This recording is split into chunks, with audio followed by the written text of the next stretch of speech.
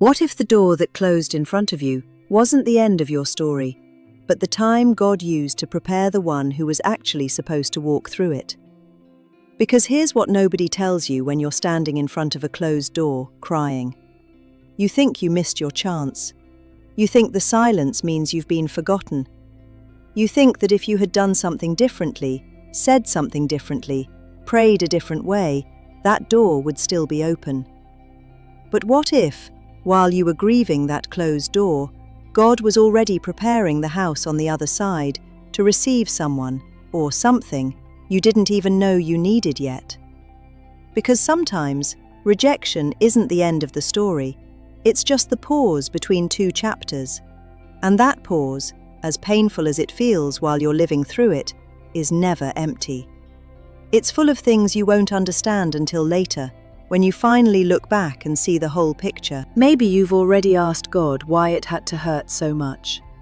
Maybe you've already replayed the same scene 100 times, trying to figure out where it all went wrong. But what if the answer was never, "Where did you mess up?" but, "What was being prepared while you didn't even know you needed preparing?" Maybe right now it still feels raw. Maybe you still check your phone for a message that isn't coming, or drive past a place that used to mean something and feel that same pull all over again. That's not weakness. That's what it looks like to be human while God is still finishing a work you can't see yet. 1.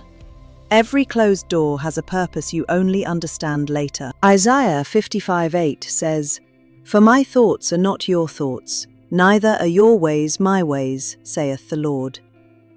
That verse isn't a hollow comfort meant to soften the moment. It's a key that unlocks a different way of seeing what you're going through. It means there's an enormous distance between what you see and what God is building behind the scenes, outside your field of vision. You see the closed door and feel the weight of the loss. God sees what was waiting on the other side to slowly destroy you, without you even realizing it until it was too late to turn back. And that's why some of your unanswered prayers were actually the most generous answers you've ever received, even if at the time they felt like nothing but silence. There's a difference between God not answering and God answering in a way you didn't have the spiritual maturity yet to recognize as an answer. Sometimes the answer comes disguised as "not now," and you only realize it was protection once time has done the work of revealing what was hidden behind that door. 2. God closes the wrong door so you don't miss the right one. In Revelation 3:7-8, it's written about the one who openeth, and no man shutteth, and shutteth, and no man openeth. Notice the order of that sentence. He shuts first, then he opens. That pattern repeats itself throughout Scripture. In Genesis 24, before Rebekah ever appeared at the well to become Isaac's wife, several other possibilities had already quietly closed along the way for Abraham's servant. Nobody narrates those closed doors. The Bible doesn't waste time counting how many earlier attempts didn't work out. But they existed. Because God wasn't playing games with that family's patience, He was clearing the path, removing one by one the options that looked right but weren't. And maybe that's exactly what's happening with you right now. It's not punishment, it's path clearing. And path clearing, even though it can feel like destruction while it's happening, is actually one of the most careful acts there is, because it requires God to know deeply what you still can't see. Every detail, every future consequence, every person who's still going to cross your path. Think about Joseph in the book of Genesis. Before he ever reached the position God had prepared for him in Egypt, he walked through doors that, from the outside, looked like nothing but one tragedy after another. Sold by his own brothers, enslaved, falsely accused, forgotten in prison for years. Genesis 39 even describes how he did everything right in Potiphar's house and was still punished for it, thrown into prison for a crime he didn't commit. From the outside, it looked like injustice piling on top of injustice.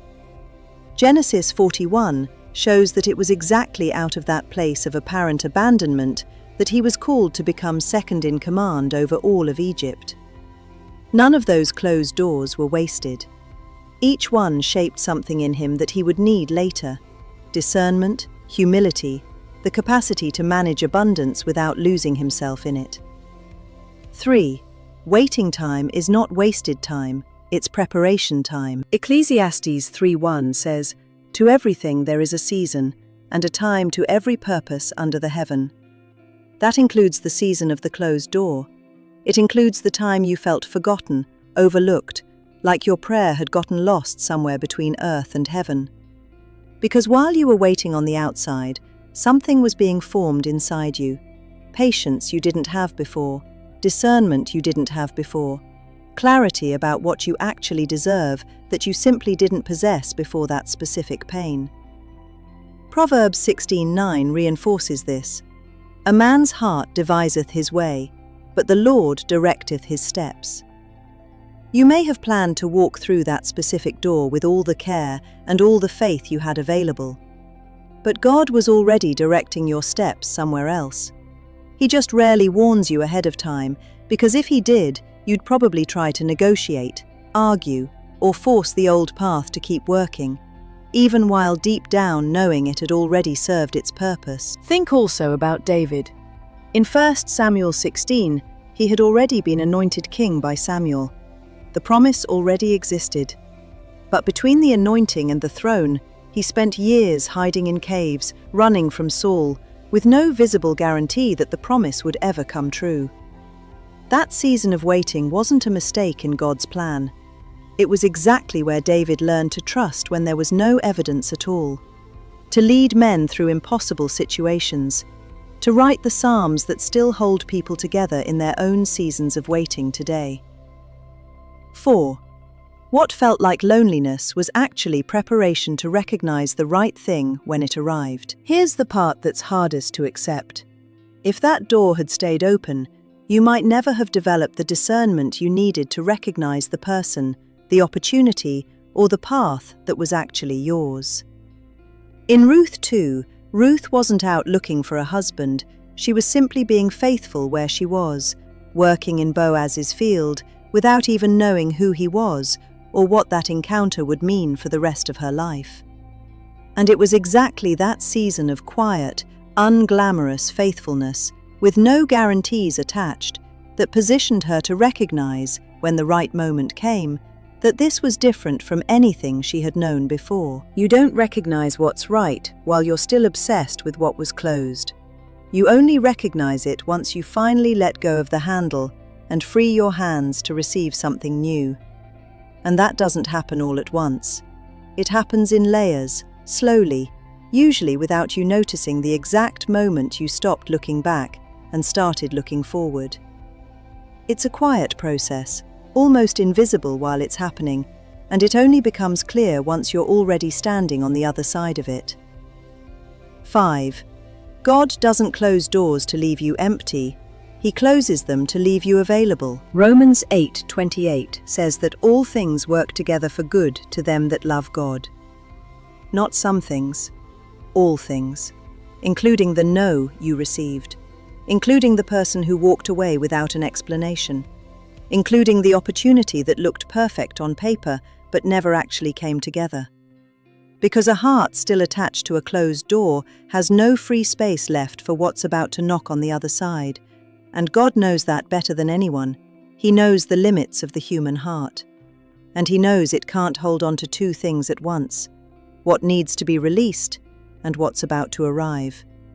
And that's exactly what's at stake right now, in this very moment you're hearing this. It's not about forcing the old door back open, pleading, insisting, trying to revive something that already served its purpose in your life. It's about keeping your hands free for when the right door finally knocks. Because it will knock, even if you don't yet know when, or how, or through whom. Think about Esther.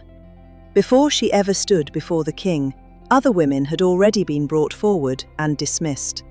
Esther 2 describes a long, slow process of preparation that took place over months before she was ever positioned to be seen. None of that waiting was random. It was the exact shape of the door God was building for a moment she didn't even know was coming. A moment described in Esther 4, when she would be the one person in the right place at the right time to save her people.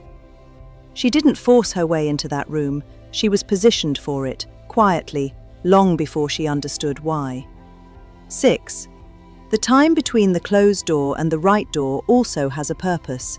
It isn't just empty space to be endured. A lot of people treat that gap like a meaningless hallway, a place to passively wait until something happens. But Psalm 27:14 says, "Wait on the Lord, be of good courage, and he shall strengthen thine heart. Wait, I say, on the Lord." Notice the verse doesn't just say wait, it says, "Be of good courage, and he shall strengthen thine heart," as if the waiting itself were an active process of strengthening, not just a period of standing still. That means the time you're living through right now, even if it feels stalled, is building exactly the emotional and spiritual structure you're going to need to carry what's coming. Think about Hannah in 1 Samuel 1. Years of waiting, unanswered prayer, humiliation in front of people who couldn't understand her pain. But it was in that very season of waiting, not in spite of it, that the complete surrender was formed in her that would later lead her to dedicate her own son to God's service without clinging to him. The waiting didn't delay Hannah's purpose. It shaped the kind of heart that would be able to carry that purpose once it finally arrived. 7. Recognizing the right door requires a heart that has already gone through the process, not a heart still holding on to what's behind it. This might be the hardest point to accept. The right door might already be knocking right now. But if your hands are still busy holding onto the old handle, you simply won't hear it. Proverbs 4:23 instructs, "Keep thy heart with all diligence, for out of it are the issues of life." Guarding your heart doesn't mean hardening it. It means protecting that inner space so it's available when the real thing finally arrives, instead of worn out, exhausted, too occupied replaying what's already over. That's why some people, even standing in front of a good opportunity, keep feeling like something's missing. Often nothing is actually missing from the new opportunity. What's missing is room inside them, because their heart is still partly occupied by what should have already been surrendered to God. That's why letting go isn't only emotional, it's spiritual and practical too. It's a decision, made consciously, every single day if necessary, that you will no longer feed what's already over, so that what's being prepared finds plenty of room when it finally gets here. Now I need to speak directly to you. Is there a door in your life you're still trying to reopen? A relationship that ended, and you keep reliving it in your thoughts, building scenarios of what might have been different if just one decision had gone another way. An opportunity that slipped away, and you still check, every so often, just in case, maybe, it comes back around. A conversation you wish you could have again, hoping for a different outcome than the one you already got, even while knowing deep down that chapter is already closed. Ask yourself honestly, without judging yourself, what would it cost me to keep waiting on something God already decided, a while ago, isn't mine? Because as long as your hand is still on the old handle, it isn't free to receive what's coming. And that's not a criticism of how you feel. It's normal to miss it. It's normal to question it. It's normal to still carry the marks of that closed door. But it's an invitation to notice that holding on to the handle has a cost, even when it feels harmless, even when you tell yourself it's just every now and then that you think about it. Maybe you've even told yourself that thinking about it doesn't really change anything, that it's harmless to wonder, what if, once in a while. But every time you walk back down that hallway in your mind, you're spending energy and attention that the new season needs from you. Letting go isn't about forgetting it ever happened. It's about refusing to keep living there. Jeremiah 29:11 says God knows the plans he has for you, thoughts of peace and not of evil, to give you an expected end. That means even the closed door is part of a plan that hasn't finished revealing itself yet. You're not being abandoned in the hallway, alone, forgotten, the way loneliness so often tries to convince you. You're being positioned, step by step, for the right door, even if the process feels slower than you'd like, even if this season has already lasted longer than you ever imagined you could endure. If today you still feel the weight of that door that closed, I need to remind you of something important. God's silence is not absence, it's construction. And while you're still learning to trust this process, even without understanding every detail, even without having all the answers you wish you had right now, something on the other side is already being prepared, at the right time, in the right way, by someone or something that will only make sense once you finally stop looking back and let your hands be free again. And maybe you still don't have any clarity about what comes after this season. Maybe you don't know the name, the face, the exact shape of what's on its way. That's okay. You don't have to understand the whole design to trust the one who's drawing it. Hebrews 11:1 describes faith as the substance of things hoped for, the evidence of things not seen. That means it's completely normal to walk forward without seeing the ending. What isn't normal is to stop walking just because you can't see it yet. Maybe your job right now isn't to figure out who or what is on the other side of the next door. Maybe your job is simply to let go of what's already passed, with both hands, without needing a full explanation from God before you do it. Because obedience usually comes before clarity, not after it. And it's exactly in that space between letting go and receiving that character is formed, that faith deepens, that you become someone capable of carrying the blessing that's coming, instead of just wishing for it. And if you're wondering whether it's even worth trusting Him with this, after everything that closed door already cost you, remember that God isn't asking you to pretend it didn't hurt. He's simply asking you to stop standing guard over a door He already closed, so your hands are free when He opens the next one. Tell me in the comments, which door do you need to stop trying to reopen today? Not the door you're afraid to name out loud, the real one, the one you already know. And if this message touched something in you, hit like, subscribe to the channel, and stay with me for the next video, because there's so much more God wants to show you about the doors He closed out of love, and about who is still about to knock on the right one, at the right time, exactly when your hands are finally free to receive it. Because a closed door was never the end of your story. It was just the time God took to prepare the one who actually deserved to knock. And maybe, in the end, that someone is the very version of you that was still being formed, the one who was always going to be ready exactly when the right door finally opened.